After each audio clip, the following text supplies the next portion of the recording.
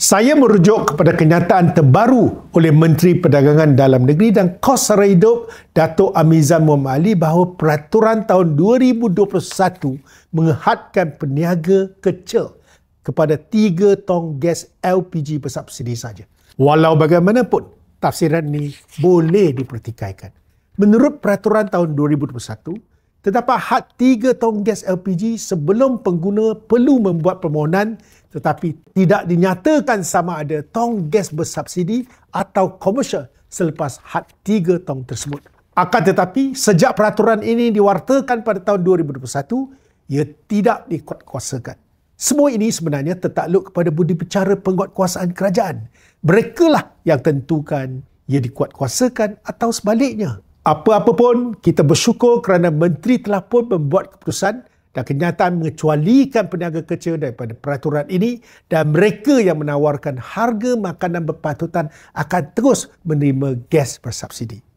Walaupun perubahan dasar ini merupakan satu langkah ke arah yang betul, tapi masih tidak mencukupi. Justru, kami menggesa kerajaan untuk memperluaskan pengecualian ini kepada semua peniaga makanan termasuk kedai mamak, kopitiam, kantin, kedai makan kecil di seluruh negara. Memandangkan keadaan ekonomi yang kian mendesak, lebih baik kerajaan tidak menguatkuasakan dasar tong gas tidak bersubsidi. Ini kerana bakal mencetus satu lagi gelombang inflasi, di mana parah pengguna juga yang akan menanggung bebanan tambahan ini.